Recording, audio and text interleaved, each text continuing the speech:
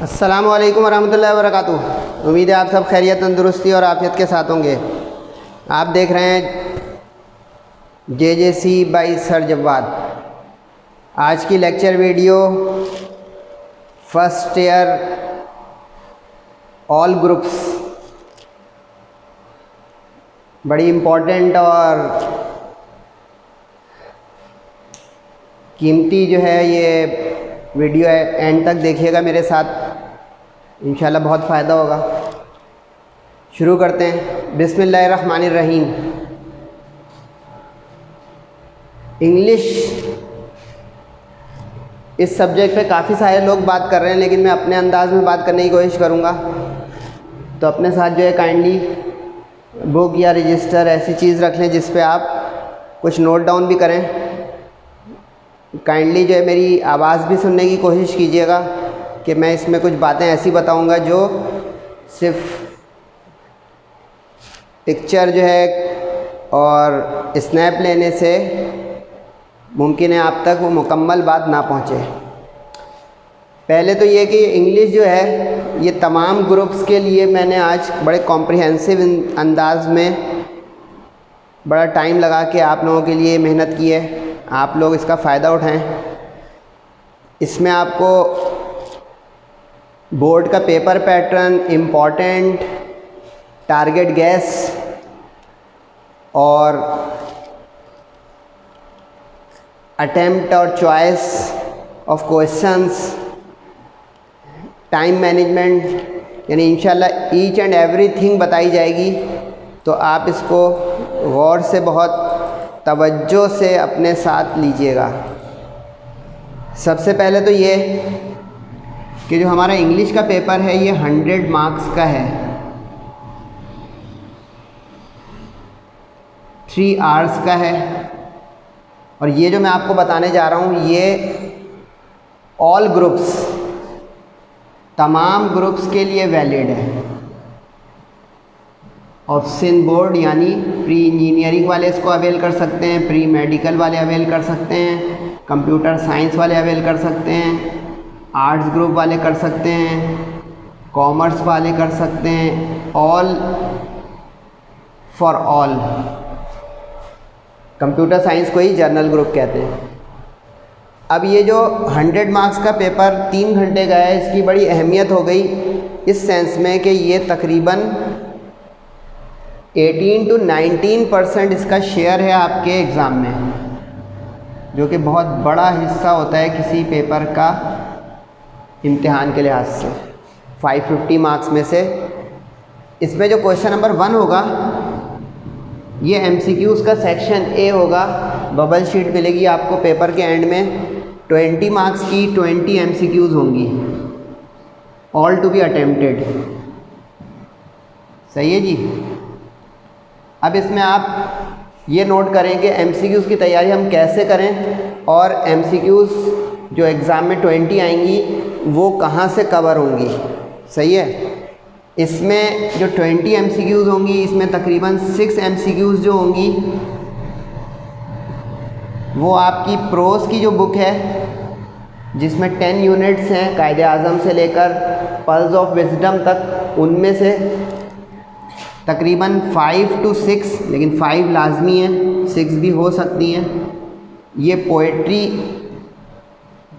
जो उसी बुक का दूसरा पोर्शन है जिसमें पोएम्स हैं, 7 पोएम्स हैं। कैरेक्टर ऑफ हैप्पी लाइफ से लेकर सुरखावरी तक, उनमें से 5 MCQs कवर हो सकती हैं।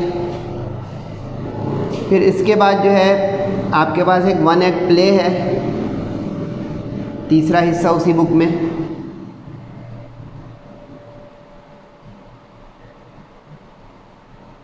अ visit to a small planet, उसमें से 5 MCQs कवर हो सकती हैं। तो ये तकरीबन 16 MCQs हो गई। अब जो 4 MCQs बची उसमें 2 MCQs ग्रामर लाइक आ सकती हैं। ग्रामर में भी आमतौर पे वर्ब वाली जो हिस्से होते हैं जैसे transitive verb, intransitive verb, regular verb, irregular verb, उसमें से ये वाले 2 MCQs कवर हो सकती हैं। बाकी जो 2 बच गई तकरीबन, तकरीबन का लफ्ज़ इसलिए इस्तेमाल कर दिया कि पोइट्री में +-1 करेगा तो ये MCQs +-1 हो सकती है। इसमें मीनिंग्स वर्ड्स दे देगा आपको और कहेगा इसके मीनिंग बताओ। अब ये चांस है कि ये प्रोज, पोइट्री और बुक ये जो हमारी है इसके किसी भी लेसन या पोएम मोर लाइकली प्रोज में से, वरना एक इसमें से दे दे, एक उसमें से, यानी प्रोज में से, पोइट्री में से, या वन एक्ट प्ले में से वर्ड की मीनिंग आपसे पूछेगा तो ये इसमें से कवर हो सकती है। यानी इसी बुक से अगर आपने देखा हो, हमारी बुक जो है उसके अंदर हर चैप्टर के एंड में या हर पोएम के एंड में या प्ले के एंड में एक एक्सरसाइज है कि कॉन्टेक्चुअल मीनिंग, यानी जो लेसन में या पोएम में या प्ले में वर्ड आ रहा है उसके लिहाज से मीनिंग, डिक्शनरी के लिहाज से मीनिंग नहीं कि वहाँ पे क्या सेंस और क्या मीनिंग बन रहा है। तो अब इसकी तैयारी जो आप करें, सबसे पहले तो बुक से करें। हर यूनिट के आखिर में तकरीबन 10 MCQs 10 MCQs हैं और प्ले में 20 MCQs हैं। तो ये जो है एक अच्छा आपका तकरीबन 150 अराउंड MCQs तो बुक से मिल जाएंगी। दूसरा तरीका ये है कि आप अगर कर रहे हैं तो आप मुख्तलिफ़ कॉलेज प्रीलियम के पेपर जो हैं अच्छे कॉलेजेस के, उसमें से वो MCQs जो बुक से अलावा उस यानी एक्सरसाइज के अलावा दिए हैं, आप उसको गो थ्रू कर लें तो ये हो जाएगा। और सबसे अहम जो है वो है आप रीडिंग करें, इन तीनों चीज़ों की, प्रोज, पोएट्री और वन एक्ट प्ले की रीडिंग करें, यानी कम से कम 1 से 2 मरतबा गो थ्रू करें ताकि आपको उसकी स्टोरी, उसकी थीम सब पता हो, वर्ड्स पता हो, मीनिंग आ जाएंगे। तो इस तरह बहुत कुछ कवर हो जाएगा अगर आप रीडिंग बोर्ड एग्ज़ाम से पहले 1 से 2 मरतबा अपने प्रोज और पोएट्री और प्ले की कर लें। तो ये क्वेश्चन 1 के 20 मार्क्स, यानी 20 मार्क्स खुद इस पेपर में 20% है, ये 20% हो गया ना ये। तो इसकी अहमियत आप लोग समझे, मैंने 5 मिनट लगाया तो ये 20% मार्क्स का भी मामला है। तो इसको जो है सही से कैप्चर करके अपने दोस्तों के साथ शेयर कीजिएगा। अब इसके बाद मैं आपको सेक्शन बी और सी का मंजरनामा बताने जा रहा हूँ, और बड़े मुश्किल अंदाज में। मुश्किल अंदाज इसलिए कह दिया मैंने कि इसमें आपको लगेगा कि सर ने तो पूरे इम्पॉर्टेंट में इम्पॉर्टेंट भी निकाल दिए लग रहे हैं। तो you can trust by the grace of Allah, JJC और सर जवाद को आप भरोसा करें इंशाअल्लाह, क्योंकि मैं बहुत ही कॉम्प्रिहेंसिव इसलिए निकालता हूँ कि मुझे हर ग्रेड वाला स्टूडेंट देख रहा हूँ तो मैं उसको भी बयान करूँ कि भाई कम से कम कितनी तैयारी करो, ज़्यादा से ज़्यादा कितनी तैयारी करो, मैक्सिमम टू मिनिमम, अपने सेहत और कैलिबर और अपनी विल और विश और एम्बिशन और फ्यूचर के लिहाज से। अब सेक्शन बी है, सही जी। सेक्शन बी जो है इसके अंदर आपके 40 मार्क्स कवर होंगे, यानी 40%। अब ये सेक्शन बी और सी जिसको सब्जेक्टिव कहा जाता है, ये आपको पेपर के शुरू में मिलेगा 2 आवर्स 40 मिनट्स के लिए। अब इंग्लिश का पेपर लेंथी नहीं होता है, टाइम मैनेजमेंट प्रेजेंटेशन के साथ बेस्ट दीजिएगा तो आपके बेस्ट मार्क्स आएंगे। अब इसमें 4 सब सेक्शन होंगे, ये 40 मार्क्स की जो डिस्ट्रीब्यूशन है इसमें 4 सब सेक्शन होंगे। ये जो कैपिटल रोमन नज़र आ रहे हैं 1 2 3, 1 में प्रोज के मैंने 10 यूनिट्स के तकरीबन हर में से 4 सेलेक्ट किए हैं। इंपॉर्टेंट तरीन गेस्ट टारगेट शीट है ये, एक तरह से आप लोग इसकी तैयारी करें माशाल्लाह से। फिर पोइट्री आएगा, फिर प्ले आएगा और फिर ग्रामर का हिस्सा आएगा। ये 4 हिस्से होंगे। शर्त क्या होगी एग्ज़ाम में, इंस्ट्रक्शन क्या लिखी होगी सेक्शन बी में कि 10 पार्ट क्वेश्चंस अटेम्प्ट करें। अब हर में 4 होंगे, यानी कि प्रोज में 4 पार्ट होंगे,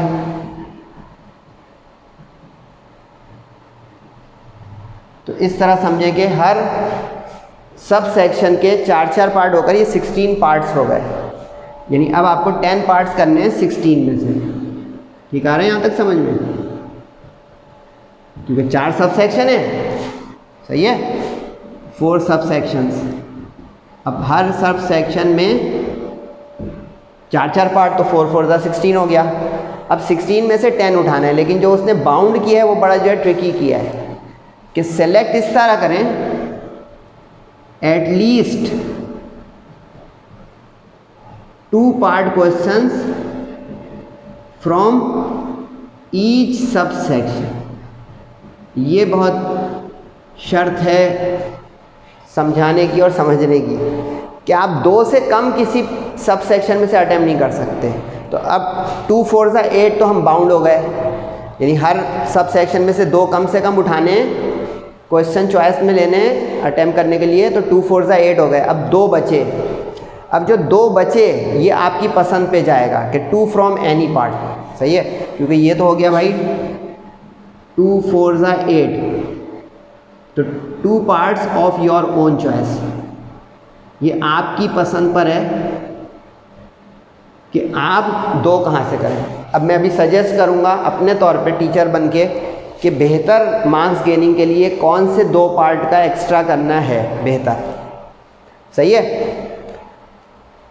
सेक्शन बी के क्वेश्चन को आप कोशिश करें कि 5 मिनट्स पर क्वेश्चन या 5 to 6 मिनट्स पर पार्ट क्वेश्चन अटेम्प्ट के लिए टाइम लें। सेक्शन बी का 5 to 6 मिनट्स पर पार्ट साफ सुथरा बना के खूबसूरत प्रेजेंटेशन के साथ, अच्छी राइटिंग में, ख्याल रहे इंग्लिश है और इस्लामियत के पेपर में प्रेजेंटेशन भी अच्छी होनी चाहिए। उर्दू का तो पेपर लेंदी है, उसमें भी प्रेजेंटेशन हो, लेकिन प्रेजेंटेशन में टाइम किल ना हो। उर्दू के लिए भी आप देख सकते हैं, मैंने उसमें भी उसकी रोड मैप और इम्पॉर्टेंट टारगेट गेस पेपर दिया है। लेकिन how to attempt Urdu paper, इसके लिए आप मुझसे फीडबैक क्वेरी कर सकते हैं, सवालात पूछ सकते हैं।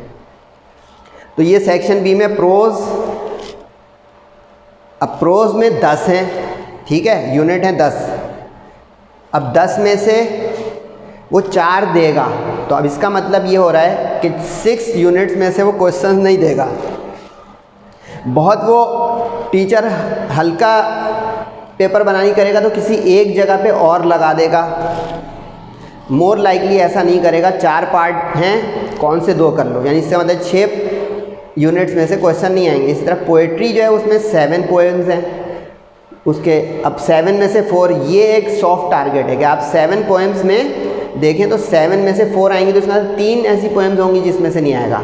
और visit to a small planet तो पूरा एक प्ले है, उस प्ले में से 4 आएंगे, आपको 2 करने हैं। यहाँ तक क्लियर है? ओके। अब ये जो मैं स्लाइड दिखाऊंगा आपको 10-10 सेकंड के लिए पॉज करके, इसमें आप अपने क्वेश्चंस को अपनी बुक पे या अगर नोट्स इस्तेमाल कर रहे हैं तो उस नोट्स के अंदर मार्किंग कर सकते हैं।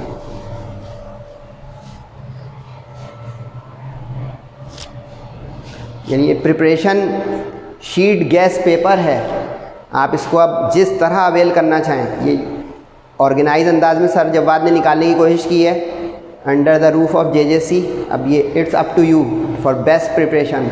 कायदे आज़म का यूनिट 1 है, उसमें 4 सवाल निकाले मैंने आपके लिए, सही है। अच्छा, इसमें एक चीज़ का और ख्याल रखिएगा कि no answer should exceed 6 sentences. कोई आंसर 6 सेंटेंस से आगे नहीं जाना चाहिए, नेगेटिव मार्किंग शुरू हो जाएगी। No answer should exceed 6 sentences, lines नहीं, सेंटेंसेस। फुल स्टॉप जो आ रहे हैं, फुल स्टॉप, ये जो आ रहा है फुल स्टॉप, ये 6 से ज़्यादा ना हो।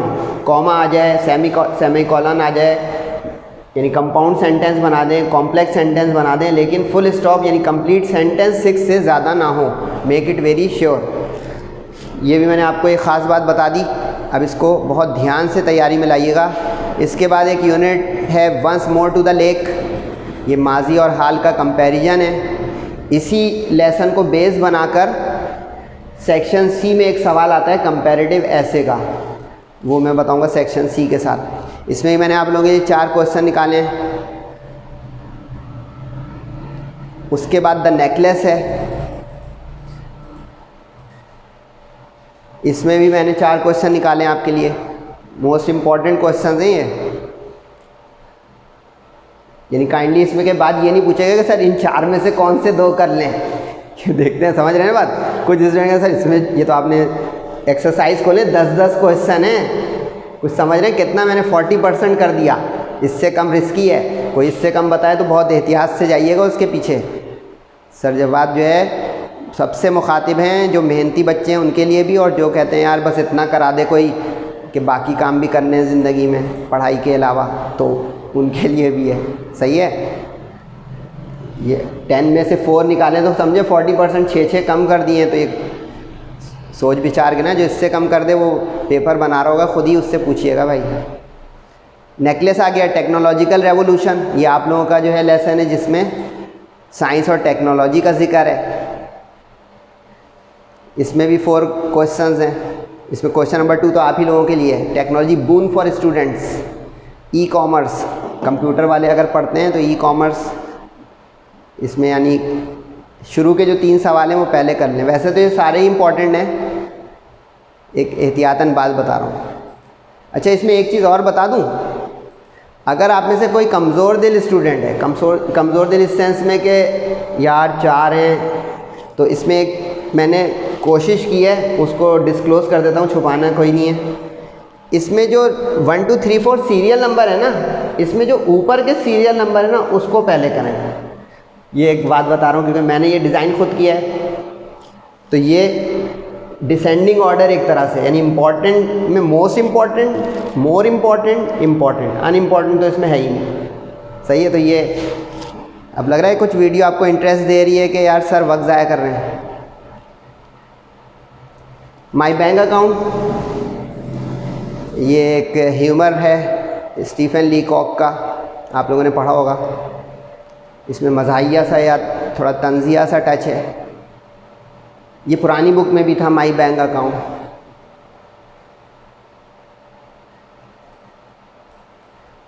पाँच यूनिट हो गए प्रोस के, इसके बाद 5 यूनिट और हैं प्रोस के, 10 हैं total.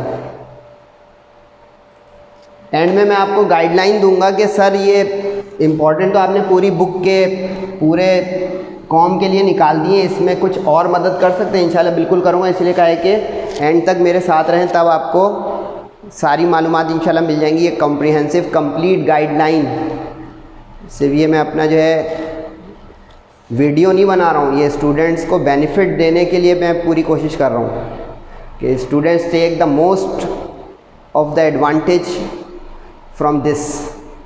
Self reliance, struggle for an education.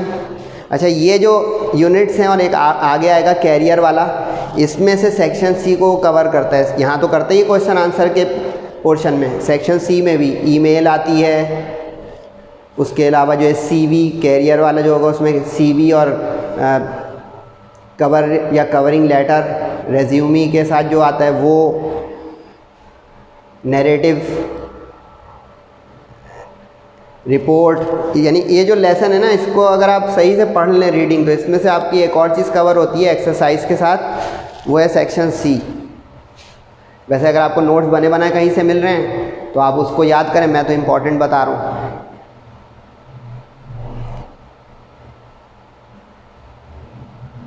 सही है ना। स्ट्रगल फॉर एन एजुकेशन, कि मेहनत किस तरह करता है बंदा अगर उसको तालीम हासिल करनी हो, कितने वो पापड़ बेलता है अपनी ज़िंदगी में। आप लोग भी मेहनत करें इंशाल्लाह, डॉक्टर, इंजीनियर, काबिल मुस्तकबिल के होनहार, रोशन, ताबनाक जवान हमारे आएंगे पाकिस्तान के। अगर कोई अब्रॉड बाहर वाला भी कोई देख ले मुझे तो कहे कि चलो इंस्पिरेशन दे रहे हैं, क्योंकि अगर आपने रीड किया है स्ट्रगल फॉर एन एजुकेशन, इसमें याद होगा वो कैसा कोल माइन से कहाँ कहाँ की जूतियाँ चटखारता हुआ हैम्पटन और पहुँचता है और अपने टीचर को इम्प्रेस करने के बाद दाखिला लेता है। यानी ये इंस्पिरेशनल है कि जो पढ़ के मेहनत के ज़िंदगी बनाना चाहता हो, आसानियों में ना ढूंढे, शॉर्टकट ना तलाश करे। A voyage to the city of lions, Singapore, ये भी पढ़ा होगा, बड़ा इंटरेस्टिंग है। हम लोगों के लिए नसीहत है कि हम लोग साफ़ सुथरे हो जाएं। साफ़ सुथरा शहर और मुल्क सिंगापुर और उसके लोग भी, और क्वाइट अनफॉर्चुनेट कि हम लोग कैसे हैं आप और मैं जानते हैं। सब में 4-4 क्वेश्चन चल रहे हैं, ये मैंने बड़े प्रिसाइज किया है, लग रहा होगा किसी में 5 क्यों नहीं है। हाँ, पोइट्री में कम ज़्यादा होंगे क्योंकि पोएम्स छोटी बड़ी होती हैं, इसमें 4 to 4 चल रहे होंगे सब में। सही है जनाब। चूजिंग कैरियर, इसमें से CV वाला सवाल भी आता है, और ये कैरियर काउंसलिंग का एक तरह से कि हमें कैरियर काउंसलिंग की ज़रूरत पड़ती है टीचर्स की। मुझसे भी आप लोग करवा सकते हैं by the way, if you believe career counselling के लिए कि सर फर्स्ट ईयर के ईद के बाद क्योंकि ये रोज़े हैं, इबादतें भी करें, नेकियां और भलाइयाँ ये आखिरी अशरे में आपके पास आ रहा है, तो आप कैरियर काउंसलिंग के लिए मुझसे जो है कंसल्ट कर सकते हैं व्हाट्सएप पे, या एक वीडियो बनाने के लिए, या एक लाइव मैं सोच रहा हूँ सेशन रख दूँ, उसमें भले 5 बच्चे मेरे साथ हों। मैं कहूँगा कि चलो कोई मुझसे जो है वो फ्रूटफुल डिस्कशन करना चाह रहा है। वैसे ये भी फ्रूटफुल है अगर आपको समझ में आ जाए। चूजिंग कैरियर, इसमें से 4 सवाल हैं, और फिर पर्ल्स ऑफ विजडम, इसमें मैक्सिम्स हैं जिसको अक़वाल ज़र्री कहते हैं या कहावतें कहते हैं। ये बड़ा सबक आमोज़ है, पढ़िएगा। इसमें इमाम गज़ाली का है, भाइयों का है, गरीब अमीर का है। इसमें भी 4, मतलब वैसे तो मैक्सिम इसमें जो है तकरीबन जो है 5 या 6 हैं, उसमें से मैंने निकाले हैं शॉर्टकट करके। तो ये जनाब 10 यूनिट हो गए प्रोज के, ठीक है। अब आ रही है पोएट्री का सेक्शन, यानी जो सेक्शन बी का दूसरा सब सेक्शन है। सेक्शन बी का दूसरा सब सेक्शन पोएट्री। ये तो शुरू में बता चुका हूँ कि आपके सामने जो पेपर होगा उसमें जो शर्त है वो 2-2 क्वेश्चन की। अब पोएट्री में पोएम्स कम हैं, लेकिन इम्तिहान में पार्ट 4 ही आएंगे, तो वो कंटिन्यूएशन में सीरियल नंबर चलता रहेगा बोर्ड के पेपर में। यानी क्वेश्चन नंबर 2 जो है ना, उसका सीरियल नंबर इस तरह चल रहा होगा, क्वेश्चन नंबर 2 का 1 2 3 करके, तो 4 वहाँ हो जाएंगे प्रोज में, फिर 4 जो है पोएट्री में, इस तरह ही चलते चलते 16 तक पहुँच जाएंगे आपके सेक्शन बी में। फिर क्वेश्चन 3 4 5 6 4 क्वेश्चन है आपके सेक्शन सी में। अब कैरेक्टर ऑफ हैप्पी लाइफ, इसमें आपको किसी में 2 किसी में 3 ऐसे क्वेश्चंस मिलेंगे तादाद में, क्योंकि पोएम्स जो हैं वो दूसरे टेक्सचर की होती हैं तो कम ज़्यादा इसमें होंगे।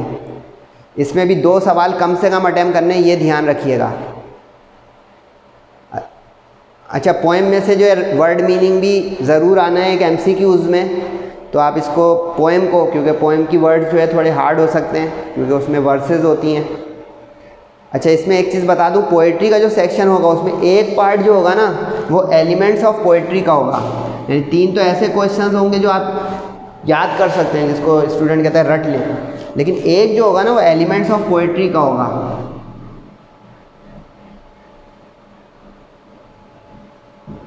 एलिमेंट्स ऑफ पोएट्री का मतलब, इसका मतलब ये कि मेटाफॉर है कि सिमिली है कि हाइपरबोले है, और साथ में कहेगा कि उस पोएम को भी आइडेंटिफाई करो जिसमें से ये लाइंस उठाई गई हैं। उसमें वर्सेस दी हुई होंगी 5-6, उसमें से वो मालूम करने कहेगा, आपको आइडेंटिफाई करने कहेगा। तो जो पोएम का सेक्शन बुक में आप खोलेंगे ना, उससे फर्स्ट पोएम से यानी कैरेक्टर ऑफ हैप्पी लाइफ से 2 पेज पीछे जाएंगे तो उसमें एलिमेंट्स ऑफ पोएट्री का पूरे 2 पेजेस हैं। उसमें ये सारा कुछ है कि स्टैंजा किसको कहते हैं, वर्स किसको कहते हैं, और ये हाइपरबोले, ऑक्सीमोरॉन, पूरी लिस्ट है। उसको अगर आप लेंगे तो ये एक पार्ट करने की पोजीशन में आ जाएंगे। देखिए, ये भी मैं साथ साथ बता रहा हूँ, कंप्लीट चीज़ आ रही है आपके पास, सिर्फ गैस पेपर नहीं आ रहे हैं।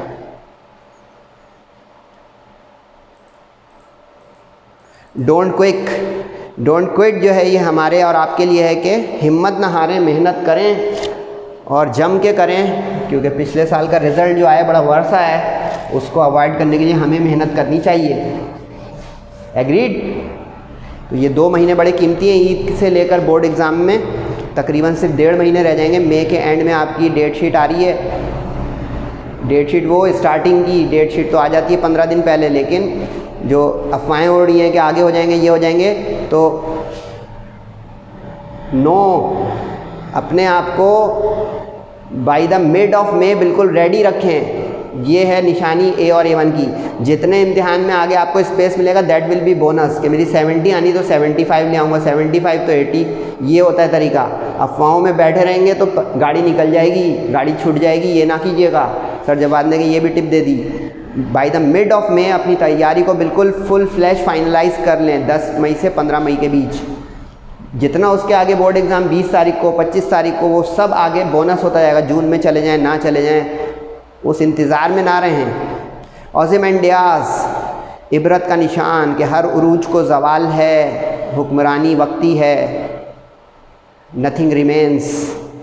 गुड टिम्बर ये हमारे लिए है कि दूसरों के काम आएँ, दूसरों के लिए धूप में और सख्ती में बर्दाश्त करें और अगले को फ़ायदा पहुंचाएं।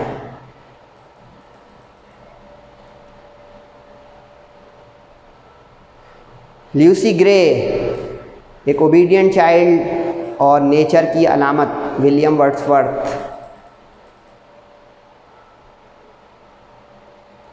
एबट ऑफ कैंटरबरी विट और विजडम की कहानी कि तालीम से ऊपर अकल है और अकल अतिया खुदाबंदी है जिसको वो नवाज दे। कि एक गरीब हो और एक अनपढ़ हो, लेकिन वो एक बहुत पढ़े काबिल शख्स से ज़्यादा समझदार होकर अकल की बातें कर सकता है। और आखिरी पोएम है सुर्ख हावरी। वैसे ये सिंधी जो लैंग्वेज है समझते हैं, उसका तर्जुमा ट्रांसलेशन है। एक अच्छी पोएम है हार्ड वर्कर्स के लिए, इंस्पिरेशनल पोएम है, ये भी पढ़िएगा कभी। तो 7 पोएम्स हैं हमारे सिलेबस में और 10 यूनिट्स। अब जो आपके पास स्लाइड आएगी वो सेक्शन सी की आएगी, लेकिन उससे पहले एक होगा प्ले का और पोर्शन बोलिए, और एक ग्रामर का। अब ये जो पोर्शन है 1 एक्ट प्ले, इसमें भी 2 करने होंगे 4 में से, और इसमें मैंने 7 क्वेश्चन, इसमें एक्सरसाइज खोलेंगे 20 हैं, तो ये मैंने आपके लिए 7 कर दिए ताकि आप इसका फ़ायदा उठा के भरपूर तैयारी करने की पोजीशन में आ जाएं। तो इसके अंदर 7 क्वेश्चंस इम्पॉर्टेंट हैं मेरी तरफ से। ईद का गिफ्ट भी है ये कि सर ने इंग्लिश के इम्पॉर्टेंट और गैस निकाल लिए। कुछ स्टूडेंट्स फरमाइश, बल्कि काफ़ी कुछ फरमाइश कर रहे थे। ग्रामर, अच्छा अब इसको ज़रा सही से स्टैरिक लगाइएगा। ग्रामर का हिस्सा जो है ये डिसाइसिव होगा आपके इंग्लिश की मार्कशीट में, ग्रामर, क्योंकि याद है एमसीक्यूज़ में भी ग्रामर आएंगी और सेक्शन बी के अंदर पूरा एक सब सेक्शन है ग्रामर का।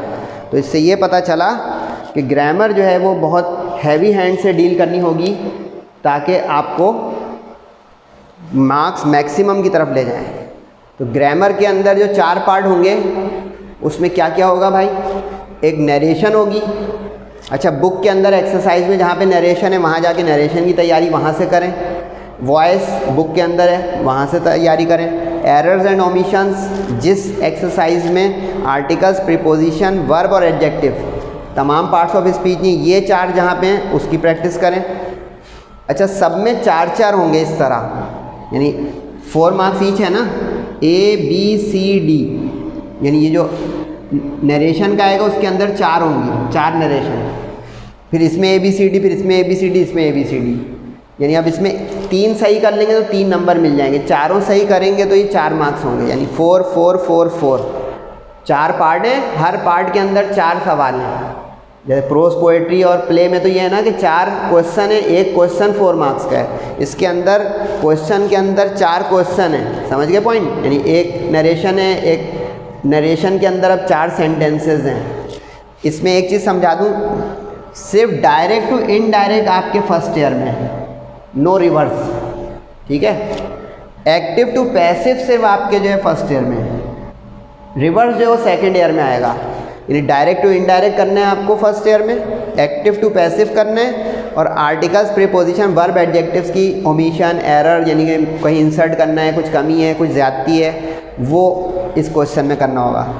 और डू एज डायरेक्टेड किन किन जगहों से कवर होगा, यानी एक डू एज डायरेक्टेड इस तरह का आ जाएगा कि फुल स्टॉप होंगे 2, मर्ज करके उसको एक कंपाउंड सेंटेंस बनाएं, यानी कंजंक्शन कोई लगा के।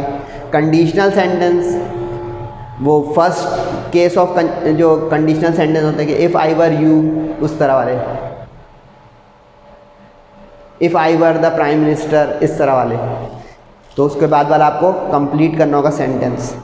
मॉडल वर्ब जो मूड पे चलता है, पॉसिबिलिटी,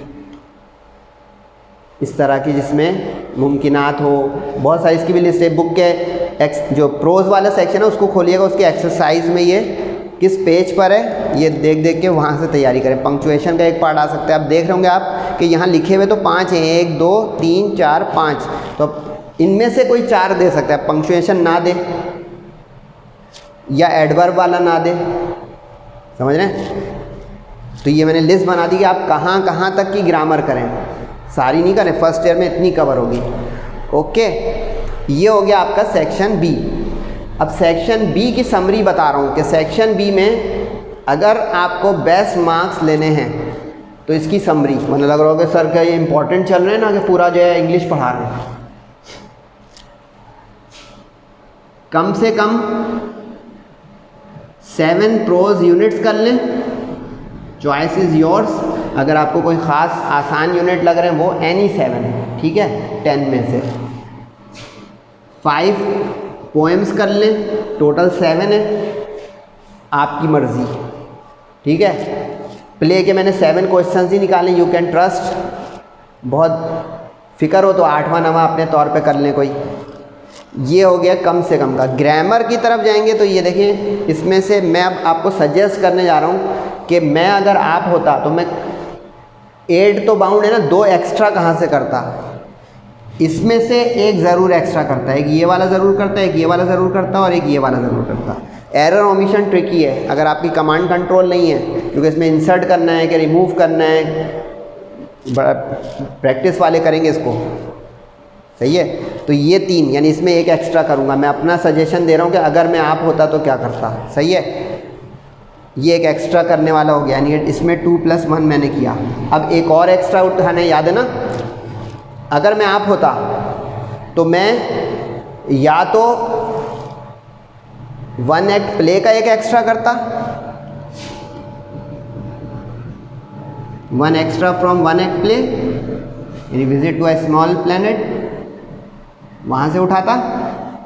या उसमें कोई अनएक्सपेक्टेड सवाल आ गया, इंपॉर्टेंट नहीं लगे वगैरह वगैरह, खुदा न खास्ता ऐसा हो गया अगर, तो उस सूरत में फिर मैं जाता प्रोज की तरफ। अब आप लोग सोच रहे हैं कि ये क्या वाक़या है। वाक़या ये है कि देखिए पोएम्स कम हैं, क्वेश्चंस भी उसमें कम हैं, टीचर को इम्प्रेस करना है, मार्क्स उठाने हैं, तो do something special and extra और डिस्टिंक्ट, सही है। ऑप्शन 2, अगर आपकी इंग्लिश अच्छी है, बेस अच्छी है 9-10 से, तो ये दोनों नहीं, चौथा भी यहाँ से। आवाज़ मेरी पहुँच गई, देखिए इसलिए कहा तो मेरी आवाज़ भी सुन लें, अच्छी लगे ना लगे, काम की बात उसमें से फ़िल्टर कर लें, आवाज़ अच्छी है या नहीं है, सही है। तो ये देखिए चारों यहाँ से, यानी 2 एक्स्ट्रा इधर के हो गए, उन तीनों के 2+2+2 ही रहे, सही है। यानी अगर मैं इसको यूँ लिख दूँ समरी करके कि 2+2+2+4, ऑप्शन 1 बेस्ट ऑप्शन तो ये है, यानी ये प्रोज है, ये पोएट्री है, ये प्ले है और ये ग्रामर है, सही है। बेस्ट ऑप्शन तो ये है। ऑप्शन 2, प्रोज के 3, पोएट्री और प्ले के 2 और इसके 3, इसमें और इस अगले में बराबरी का है, अब आप पर जाएगा, यानी इसमें 3 कर लें, इसमें 2 कर लें, इसमें 3 कर लें, इसमें 2 कर लें, ये तकरीबन इक्विवेलेंट है, लेकिन बेहतर फिर ये और फिर ये। जो ऑप्शन आपके दिमाग में आ रहा है कि सर पोएम के 3 करें, बिस्मिल्लाह, क्योंकि उसमें एक जो लिटरेरी डिवाइसेस वाला है वो थोड़ा ट्रिकी है, क्योंकि वो अगर नहीं कर रहे हैं तो देखो 3 of 3 हो जाएगा वो। तो ये मैंने अपने तौर पे आपको गाइडलाइन दी है, सजेशन दिया है बेस्ट मार्क्स बढ़ाने, क्योंकि कहते हैं ग्रामर वाहिद एक क्वेश्चन है जो आपको बिल्कुल 100% मार्क्स देगा। कोई भी आपको यूट्यूब का टीचर कोई भी कह रहा है कि इंग्लिश में 100 आ सकते हैं, सॉरी, इंग्लिश में और उर्दू में नहीं आ सकते।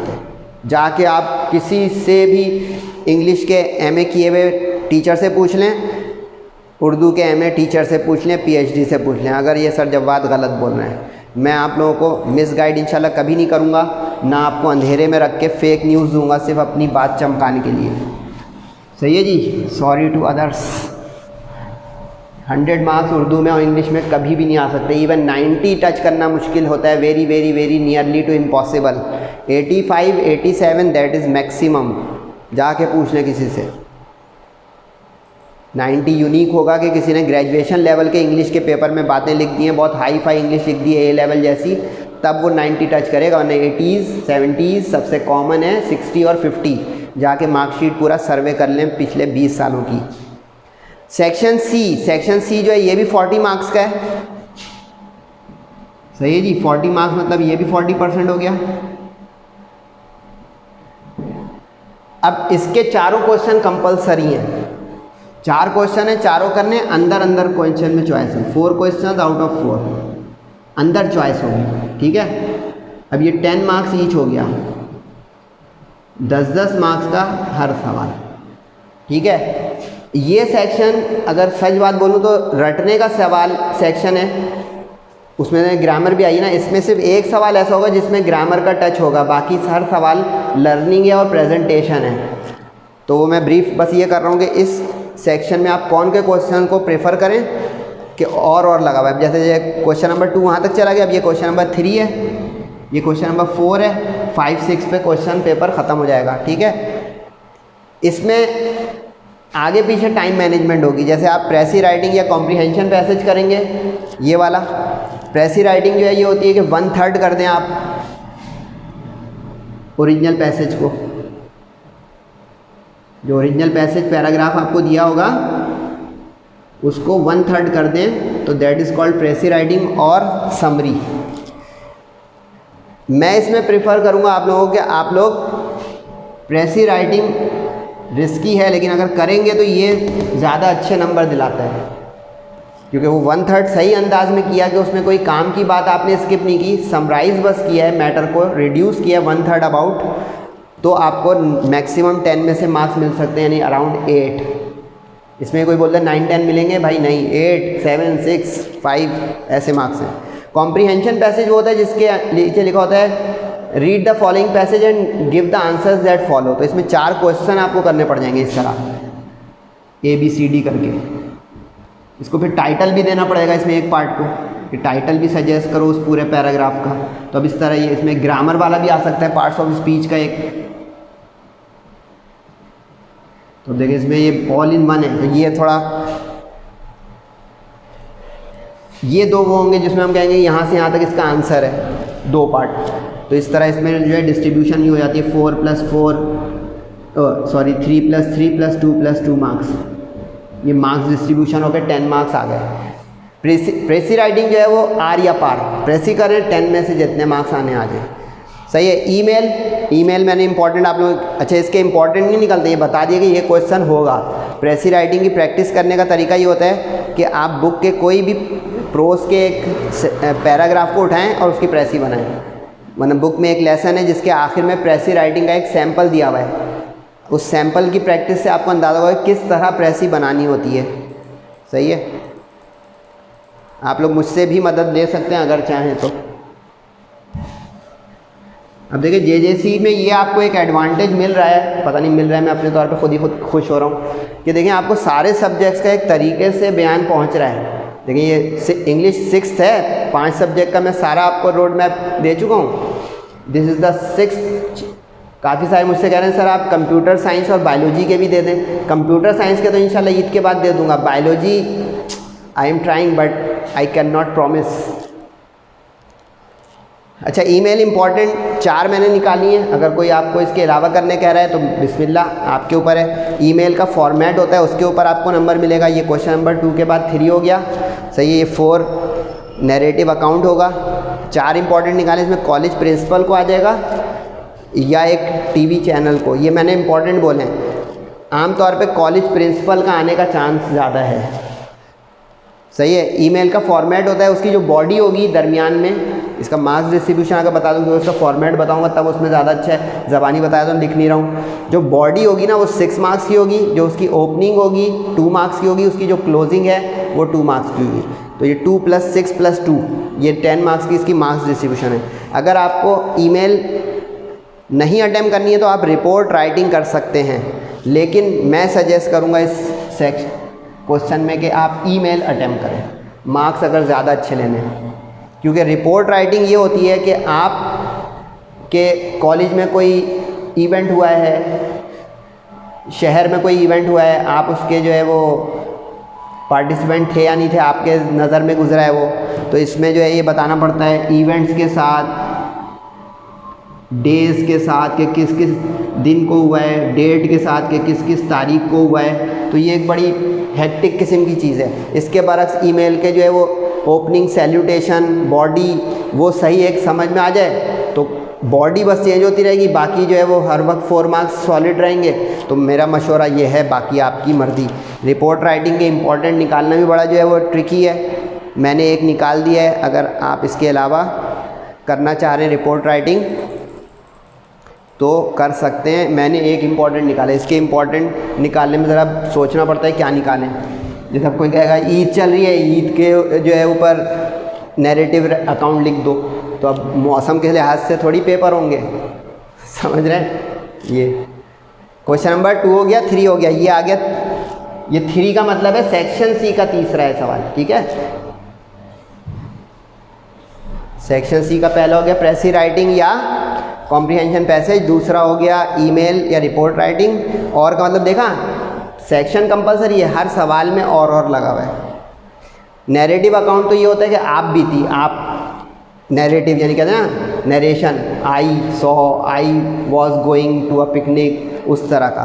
तो ये आपको अपने तरफ से बयान करना होगा। तो मैंने इसका इम्पोर्टेंट निकाला है कि कोई मेमोरेबल, हैप्पी या सैड इवेंट आपकी ज़िंदगी का, कोई रिज़ल्ट हो मैट्रिक का, फर्स्ट ईयर का, या कोई एक्सीडेंट खुदा ना खास्ता सड़क पे आपने देखा हो, कोई और इस तरह की आपकी सेलिब्रेशन ज़िंदगी में आई हो, ये मेमोरेबल है। लेकिन आपको नैरेटिव अकाउंट यानी अपनी तरफ से लिखना है, किसी और की तरफ से नहीं।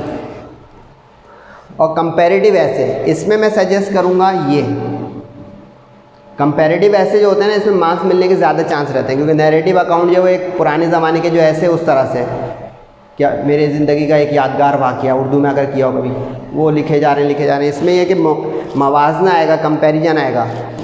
तो ये मैंने 3 इम्पॉर्टेंट तरीन निकाले। इसके अलावा अगर आपको कोई इम्पॉर्टेंट करने हो तो बिस्मिल्लाह, लेकिन मैंने बहुत सोच समझ के इम्पॉर्टेंट निकाले हैं। आप भरोसा करके, कोशिश करके तैयारी शुरू कर दें। इंग्लिश की, इंग्लिश भी लेंदी है, थोड़ा टाइम ले लेगी तैयारी में। कुछ लोग कहेंगे कि नहीं इंग्लिश हम 1 महीने में कर लेंगे। देख रहे हैं, मैंने पूरा कंप्लीट पैकेज दिया। अगर इसको आप तरीके से करेंगे ना, इट विल टेक टाइम। सही है जनाब। ये हो गया। आखिरी जो सवाल है, अच्छा इसमें इख्तिलाफ है 2023, ये पिछले साल जो 2023 में इसका पहला पेपर हुआ है इस नई बुक का, आपका ये सेकंड बैच होगा, इसमें और नहीं लगा हुआ था, लेकिन इसमें इख्तिलाफ है कि 2024 में एक और शायद हो, और शायद हो, इसलिए मैं रेड पेन से अलग लिख रहा हूँ, लेकिन मेरे ओरिजिनल में नहीं लिखा भाई, और शायद हो, 50-50 चांस है ऑप्शनल के। इस साल हो भी सकता है और नहीं भी हो सकता है, टीचर पे जाएगा जो ख़बरें आ रही हैं मेरे पास। और वो एक फॉर्मल लेटर है, फॉर्मल लेटर नहीं होता, जैसे मिसाल के तौर पे फॉर्मल लेटर लिख दें आप किसी बैंक मैनेजर को, या इस तरह का कोई एडमिनिस्ट्रेशन को, किसी इदारे को कि ये कर दो, वो कर दो, कोई काम, कोई इलाके में चीज़ करवानी है, वो सब। तो ये, लेकिन मेन आप सीवी और कवरिंग लेटर पे तवज्जो देंगे।